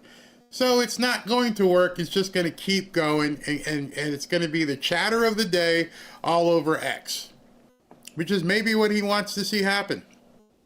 I don't know. I saw this post, and it says, so the usual clickbait rage peddlers have whipped themselves into a frenzy over an unverified Axios report again. The same way that person is trying to say it's nothing. Well, Karoline Leavitt just said they issued a report. Unless she comes back out later on and says, no, I didn't mean that report. I was talking about the other report. It's hard to keep track of what the heck these people are talking about right now, which is why I keep, if I'm the only one telling you this, then I'll be the only one keep telling you this. Focus on what you can control. Focus on what you can do during this presidency. You voted for this man. He's doing, if not one person from the Epstein saga gets arrested, it won't affect your life. If one does get arrested, it won't affect your life. It's all spectator based. It's all Coliseum type stuff. We want to be in the Coliseum watching somebody get thrown to the lions. Anybody. The auto pen people, those, the people who took on the J6ers, are going to put anybody down there? And we're watching, people, jesters. Nobody's actually in the Coliseum fighting and going against the lions. We're only 6 months in, so maybe that will change, but I've never been one to wait. I never will be one to wait. You can ask my wife. If I pull up to someplace and there's a line, If I don't know who's running the line and I can't sneak my way in, I don't wait. Never will I wait. No, that's the lie. I wait to get into the car wash line. That's where I wait, because I always like to have the car wash. But other than that, I don't wait for restaurants. I never waited for clubs. I don't wait, because it's not where I want to spend my time. And so everybody who's so interested in everything having to do with Epstein and whether this one's going to get arrested, understand. I understand fully how you feel. I understand that it's something some of you really, really want. But it's taking your focus away from what you can actually be doing. There's too much going on. Too much going on. And I'm never going to be the one to tell you, stop worrying about this stuff. I'm not going to tell you, hey, listen, it's not worth your time. I'm just telling you, while you're doing this, you could be doing this. I was taught a long time ago, what is the value of your time? What kind of reward are you going to get from spending your time doing this versus spending your time doing that? Time has an allocation of cost. A lot of people don't look at it that way. And I'm on X right now, and I'm flipping through here, and there's so much crap. And I'm thinking, okay, what's this story do? Nothing. It's what's this one say? Nothing. And as I'm scrolling, there was one, and I respect a lot of these people on X, and they're like, at this point, he's trying to do everything and do mass migration. I don't see that. I see people talking about it. I saw him float it. I didn't see any executive order. I didn't see anything written. I want to see what he's going to do at, I guess, 3:30 or 4 o'clock. I'll be back then, and we'll see what he actually signs. What exactly what is your objective here? What's next? I want to listen to what Scott Besson has to say. I want to listen to what Howard Lutnick has to say. Well, Barry, you're always worried about money. I'm not worried about money. I'm worried, and I'm focusing on opportunity. Maybe I should be more like CNBC and less like CNN. But I'd like to help you guys focus your energy on stuff that matters to you, matters to your life, matters to your family's life. But I'll play the other stuff if that's what you guys want to hear. But I just can't get into it. It's so crazy. I mean, really crazy. Think about it. Anyway, and there's a new poll out that says that Elon Musk, there's only 4% interest in the entire country about who have an interest in the American Party. So I don't know how that's going to go. But there's going to be stories after story after story. But if you voted for Trump and you heard what she just said, she basically said, in no uncertain terms, don't worry about it. Hey, we're sorry about, like I told you, what was the next story? Somebody actually posted, hey, we're sorry about the people in Texas and their prayers and blah, blah, blah. Okay, now this, the big beautiful bill, and he's going to be signing some stuff and blah, blah, blah. Right into it. So if I voted for him and this is what I wanted, why wouldn't I be happy that this is his focus? This. Hey, we just got a letter from Japan. Hey, we got a letter from Korea. And nobody else wants to even look at this stuff. And I'm thinking, what is the problem? Why are people not focusing on what he wants to focus on? I'm going to show you something. And I think I've shown this to you a couple of times. But sometimes people need to hear it a second time. While I'm getting this, let me show you this about Lear Capital. We're in a very volatile time right now. There's plenty of financial uncertainty. Now is not the time to be speculative. And I'm also speaking from a personal perspective. I'm buying income-producing real estate, and I'm buying gold and silver. A lot of people don't know the difference between the economy and the stock market. And too many people listen to the news and social media. That'll get you in trouble. Let's face it. It's obvious that a lot of people have an agenda they're not telling you about. Right now, your best bet is stability. And that means you might need to build a hedge against global volatility. May I recommend gold and silver to you? Real gold and real silver. Not paper, not certificates. Actual gold and silver. What gold and silver can give you is absolute peace of mind. A stock is only as good as the company behind it. It's merely a piece of paper. One of the things I can tell you is that many people are finding out the hard way that some of their investments were built on quicksand. Gold will never be worth zero. Silver will never be worth zero. If you want to calm some of your fears, give my friends at Lear Capital a call today at 800-601-5430 or go to learberry.com. Just so you know, Lear Capital has over 27 years of experience, thousands of 5-star reviews, and over $5 billion in trusted transactions. And Lear is the only gold company with a 24-hour risk-free purchase guarantee. You don't pay unless you're 100% satisfied. So go to learberry.com. If you want peace of mind, give my friends at Lear Capital a call at 800-601-5430. Or look down here below and go to learberry.com. And don't forget to ask about getting up to $15,000 in free gold or silver with a qualifying purchase. Don't wait. Do it now. Nobody knows what tomorrow holds. Be safe. You see, I saw this comment, and this comment from Bill and Toledo Kemmer. I understand fully, and it says no one is being held accountable for purchasing these girls from Epstein. That's the problem. That means it's going to continue, and we don't want that. Why is that so hard to understand? I don't know who doesn't understand that. I think every single one of us understands that. Every single one of us knows that that unseedy side of America exists. Nobody is forgetting it. But you and I are merely spectators. We are not equipped to go get that taken care of. We have people in place who are supposedly taken care of. If they're not taking care of it, yeah, it's a problem. But what are you supposed to do about it? Yes, we understand. Yes, we feel awful. Yes, we'd love for it to end. We live in a heavily demonic-laden society. What are we supposed to do? Not ignore it. I'm not saying ignore it. All I'm saying is, from a political perspective, not a personal desire, a political perspective, is that we have to understand this is the guy we voted for.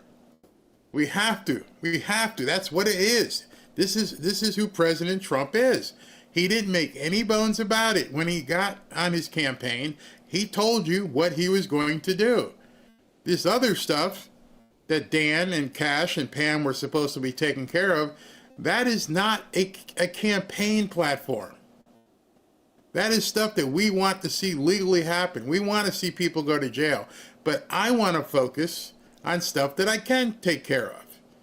Here, let me give you an example, because I think it's important, because people seem to be getting upset and thinking that certain people don't care, and that's not it.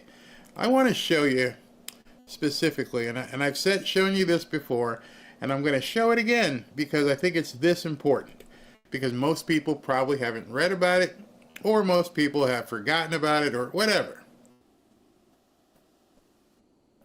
But I'm going to spend 10 minutes on this, just talking to you about it.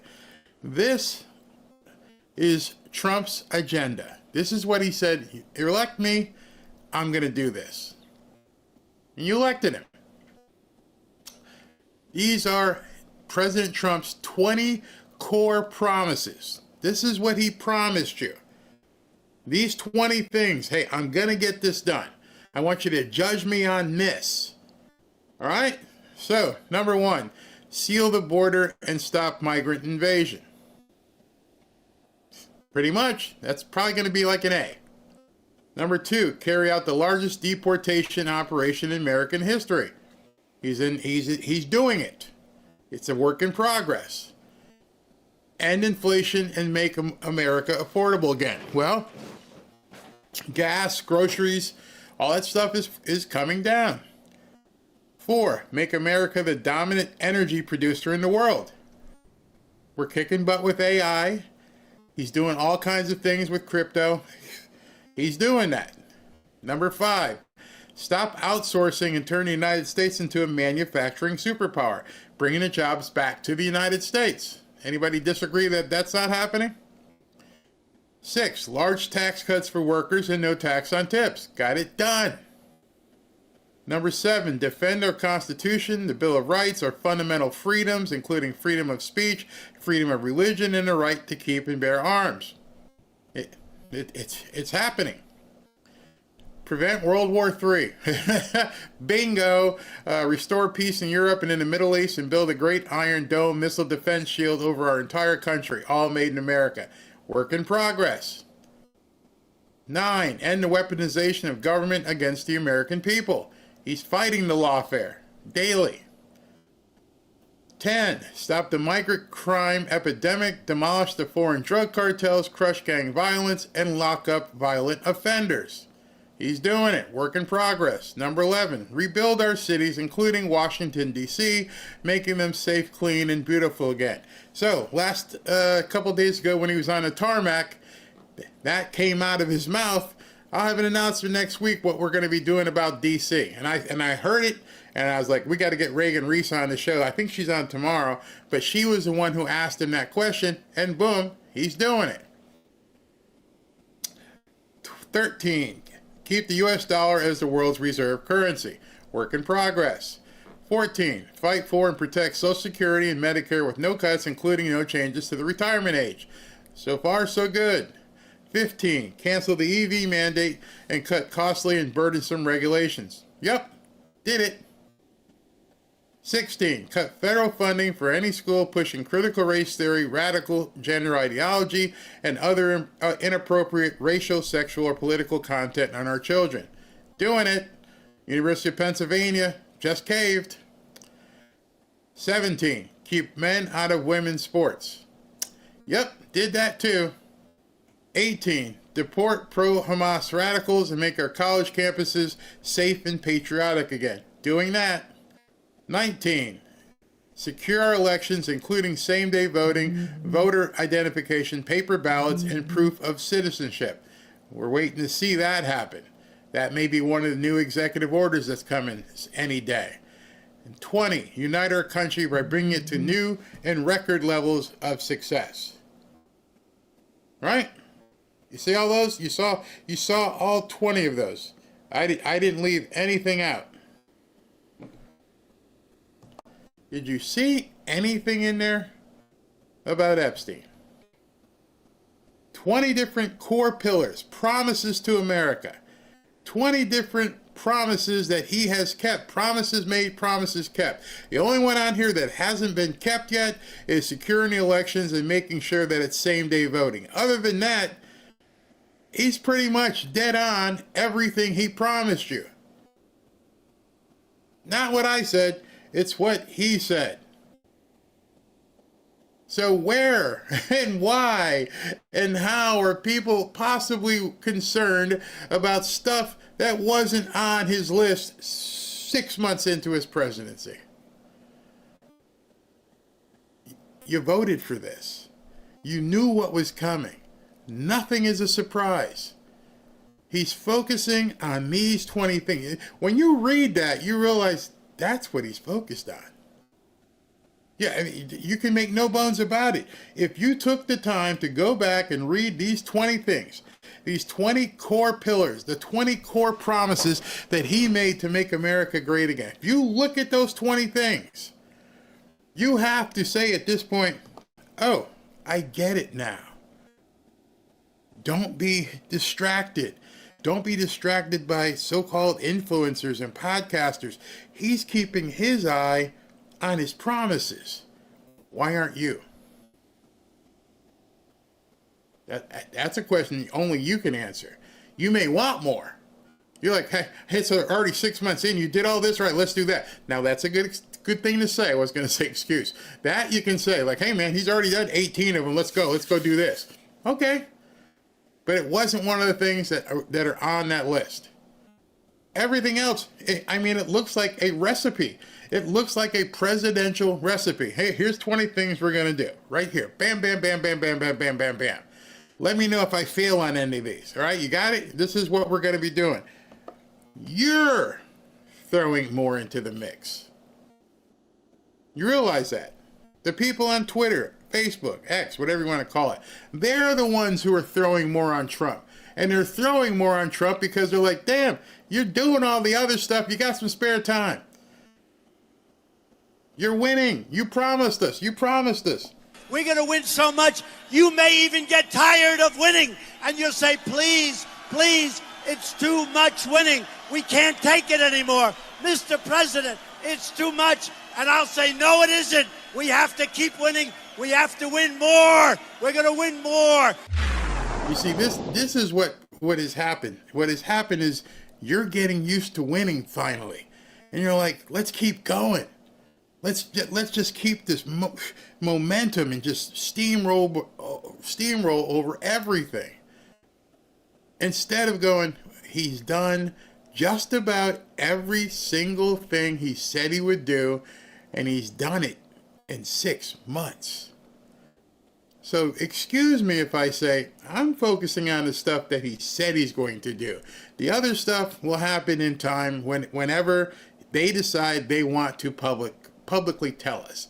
Everything else, why don't we just focus on the things he told us he would do and judge the man based upon that. And if you have an issue with that, if you have an issue that this isn't getting done or that not getting done, you need to go back and look at that page and go, oh, he never really said these were my focus. And if you had a question, you should have done that back in July and said, hey, put number 22 on there. Make 22, you want to get Diddy. And make 23 Epstein. And 24, I don't know, the auto pen. Because that's what you're saying. You want to add more because everything else looks like it's done. What's your encore? I know how you feel because I'm like, damn, I said it the other day. I'm like, so what's on page? Remember, I held up my paper. What's on the next page? Just put this in your pipe and smoke it. When I held up this pad and I said he's gone through everything and none of us knows what's on the next page. Remember me saying that? Understand the Democrats don't either. Understand all of the people who have done bad things. They don't know what's on the next page. They don't know when he's turning the next page. Imagine that. Imagine living knowing this guy's doing everything he said he would do, and it's only July, and he's got 3 more years, and he's coming for us because they don't know what's on that next page either. As much as we don't, and as much as we're getting greedy and we're getting fat because we're just devouring all these wins and loving it, don't get yourself too fat. Keep yourself fit. Keep yourself saying, yeah, I want more, but I'm ready for it when you are. When President Trump is ready to feed you, be ready. But in the meantime, don't bitch about you're not getting fed enough because you got the whole list in 6 months. So no, I'm not saying forget about it. I'm not saying look the other way. I'm saying just focus on what he's putting on the table for you right now. When he gets around to it, he's gonna put something on the table like that. These people, they're not gonna scot-free. They tried to put a bullet in his head. They went to his house and ransacked it and went through his wife's underwear drawer. You think he's forgetting about that? That's what I mean. Stop with all these people. And I mean, there are some really successful, influential people out there. I just want to go, just stop. Just stop. You're leading people all over the place, and everyone's looking at every single thing posted about this and that. And I'm like, just watch him. Listen to what he says. And I'm not saying he's a messiah. I'm saying he's living up to the promises that he already made you. And then we'll see what happens. We'll see what kind of dessert we get. I bet you back in June or July of last year, 12 months ago, I bet you way back then that when all this stuff was coming out, when all this stuff was being posted and he was putting these videos out and telling people, they thought that would take 3 or 4 years. They're like, that'll keep him busy. We'll just take him to court and we'll just do this and everything else. And then by the time 2026 or 2028, when he hasn't done all that stuff, people will get pissed off and they'll come back. Meanwhile, everything on that list except for one is done. And you're complaining? Who does that say more about? Him or you? Kash Patel and Bondi or you? We're getting greedy, folks. We're all getting greedy. we want it, and I know we want it because he told us we're going to win so much. You want more and more. Yes, we all want more, but maybe now might not be the time for you to get more. Maybe now you deal with what I've provided for you. Take complete opportunity by the neck and go for it with what I'm providing for you, and we're going to keep winning. Just not on your time frame. What does it sound like? It sounds like something else I know. Keep winning. Yeah, Epstein files don't affect me. And I'm telling you, those of you who are keep taking your eye off the ball, 2 years from now, you're going to go, oh, man, I wasted time looking at this when I could have been dealing with what he was giving me. He's got all kinds of people out there. Just RFK Jr. is doing it. Lutnick, Besant, Kristi Noem, they're all doing it. And people are focusing on the stuff that... Just think to yourself. I want you to answer this question. 4 years from now, 2028, J.D. Vance is running for president or something. In that 4-year period, between now and 2028, three years until the election, are you going to be focusing on what didn't happen or focus on what did happen? When he tells you every day, this thing is about to take off on a rocket ship, and you don't have a ticket, don't have a seat because, hey, I'll get the rocket ship later. Right now, I want to focus on this. It's going to be your own fault. Your own fault at that point. Yeah, she avoided the question. Yep, I will agree with you. I won't say she lied, but I'll say she avoided the question. So, I don't know, color me weird. I know when I sign off here, I'm going to go out there and kiss my wife and hug my dogs. I'm going to give Ashley a call. I'm going to have some lunch. I'm going to make some stock trades. I'm going to do some stuff. We're looking at a house. Going to try and put an offer in as soon as I get done here in between now and 4 o'clock when he comes back on, and not think of Epstein because it doesn't matter. You do you. I hope you do what's necessary for your family. All right, so now that I probably had a bunch of people like, Barry, I can't do this anymore. I like the fear porn. I like the Epstein porn. Okay, you do that. Meanwhile, those of us over here are gonna live life to the fullest and do it everything we possibly can to make sure this ride is awesome. I'm here for the rocket ship. I am all about. As a matter of fact, I should get T-shirts and like, I got a ticket. Strap me on to the rocket ship. That's what I want. What do you want? I mean, that's the decision you're gonna have to make at this point. Is, do you want on the rocket ship? Or you want to stay around and look at everything else? I don't know how. I'm sorry. I can't do it. All right, so let me go ahead and do super chats, and we'll come back. Whoa, got this one. Who did this? Judy Grimley for Samaritan's Purse and the flood victims. Thank you very, very much. We will hook them up. And then there was another one here from, who's this? Patty O, setting prayers and this donation in support of the recovery efforts. Thank you, Barry Cunningham, for this opportunity. The prayer service this morning was beautiful. I'm glad you were there. And if you weren't there, go back and look at it from this morning.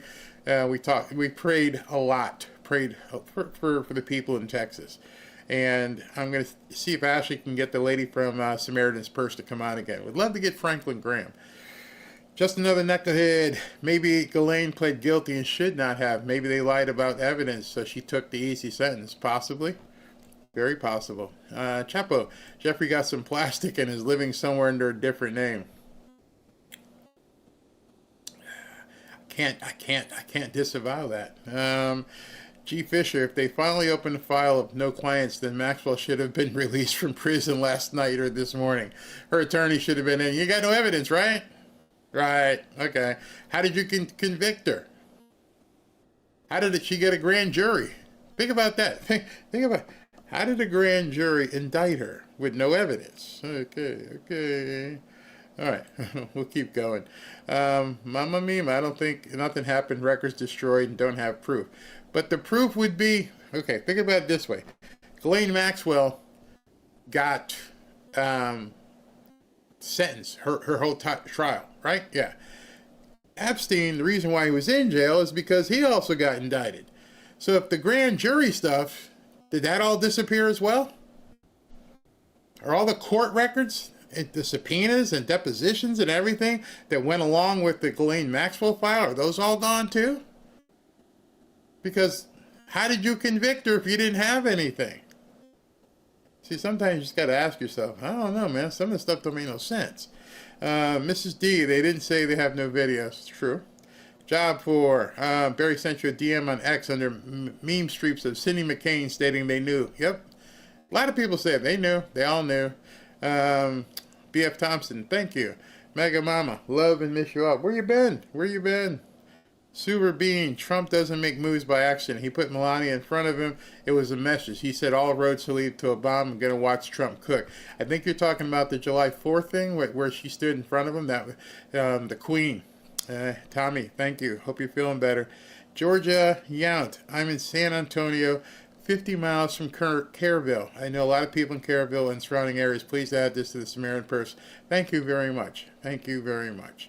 Beverly Litton, I hope the delays in a tone by Bondi Towers, they're building rock solid cases against the deep state, Soros, and treasonous members of Congress. Can you imagine if there were mass indictments and then half the government was crippled? I can't even imagine. Can't even imagine. Omega Drone, I want to know why I'm not seeing food prices and energy prices go down even the slightest. Instead, they're going up. Where do you live? See, there's state governments that are playing games with the pricing. Down here in Florida, it's funny, certain towns are higher than others. Here in Boca, my gas is higher priced than like going into Pompano Beach, which is the next town over. Peter Ortiz, they hate and mistrust is laughable. The administration is working hard for us in our country. Epstein can wait. Yep. I just find all this stuff just a massive distraction. It's funny to me that more people know about Epstein and Ghislaine Maxwell and this and that about the case than they do about stock options for certain companies. That they know more about this stuff that has nothing, will do nothing for their lives than they know what the price of gold is and price of silver. And what's going on in the gold and silver markets because of world movement in those currencies. And I say currency because they are becoming currencies. And how many people have done that level of digging to see what's going on with world currencies? Something that affects you every single day, every single minute of every single day. When you're watching these world currencies and you're seeing what Trump is doing in terms of trying to destroy the fiat and make sure that like one of his promises was make the dollar the #1 currency. Well, in addition to that, what's going on in the crypto market? What's going on in the bond market? All these things that actually matter to you. Not Epstein. All right. Bleezy, thank you. Where'd that go? Yes, thank you. George S. Pell, thank you, Barry. My wife and I, we voted for economic and security, not Epstein crap. Yeah, you want to buy a house, you want to buy a car, you want your interest rates to go down, you want your credit cards to be cheaper. Demon of Cybertron, he didn't mention Jeffy in any rally, saw them all. Nope, I broadcast every single one of them. Tinley, people who poop on Pam, Cash, and Dan, please tell me who arrested 200 youth sellers a month ago. Who won for Trump? No more national injunction. Please stop being blind. Take the wins. Yeah, and Mama Mima says, I just mean there's no records now. I hear you. You know, I'm not scolding. I'm just trying to be a good coach. I'm trying to get you guys on the right page and say, you know what Mary says right here. Mary says, all that we can do is pray for Epstein's victims at this point. Exactly. Give a showering of them. Let them know we care about them. Pray for them and what they've gone through and what they may still be going through. Not saying ignore it. I'm just saying you and I have zero power. We have zero influence. There's nothing we can do. And obviously, with everybody talking about it, there's nothing they can do. All the talk is cheap. There's been a decision made somewhere that this is how they're going to take things forward. I don't know why. I could probably sit here and tell you my ideas why, but that's all they are ideas. XRP is way up. Let's see, obsessed. The Dems are not honorable. Nope, there must be some interesting names in that list. Yeah, probably. Yeah. All right, well, Gen V goes, I gave up on that a long time ago. Nevertheless, we shouldn't have been strung along with the lies. Yep, just tell us. Yeah, I wish they would just come out and tell us. And that should tell you, you know, that there's issues. All right, so I'm going to go get lunch, and then we're going to come back here and let's say around 4 o'clock. Hopefully the thing is televised. If not, I'll have some content ready for us. But just try to do things that are really going to, and I've got a whole bunch of stuff from Dan and Pam that I can show you, but you know, I'll save that for this afternoon because it doesn't really matter right now. All right, talk to you guys around 4.